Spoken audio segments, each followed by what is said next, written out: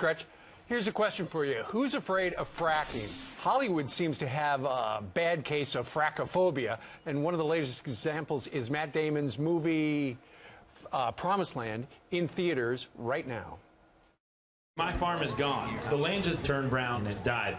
If it's happened to one of us, it can happen to all of us. We're not fighting for land, Steve. We're fighting for people. You ain't ever gonna get what you came here to take from me. I don't even like the fact that you're here to try it.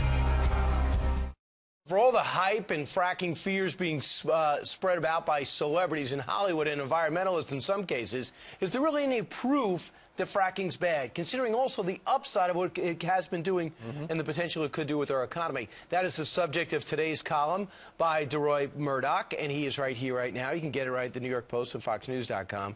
Deroy, what is going on with frackophobia? How much is there a risk to using this technology? Well, there's a risk to any technology. I mean, whether you're talking about drilling for oil or drilling for water, there's a risk in almost anything we do. There's a risk out of getting out of bed. But what I found amazing as I researched this article is that when you have celebrities attacking something like fracking, Matt Damon, Yoko Ono saying this is the most dangerous thing since the nuclear power plants melted down after that tsunami in Japan, Fukushima, you usually have regulators who say, oh, yes, in fact, the celebrities are correct. This is dangerous. Let's stop it. And when it comes to fracking, you've got the EPA, you've got the U.S. Geological Survey, you've got state and federal regulators saying we looked at this and they literally could not find one example of groundwater contamination tied to fracking. Not one. It's extraordinary. And that also includes Dimock, Pennsylvania, which is ground zero in the Gasland movie where famously they lit the water on fire. We've got a little snippet for folks to watch. Here's somebody from the EPA telling people that the water there, despite it being explosive, is fine to drink.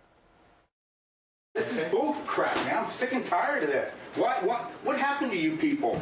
Really? Listen, you guys aren't the same as you were 2 months ago, 3 months ago. You want to sit down and talk rationally to me? How can I talk rationally with you when you guys won't even listen to anything we say? I'm listening to you. You're saying my water's fine, and we can drink it. We're telling you we tested your water. At this point in time, we found no contaminants in it.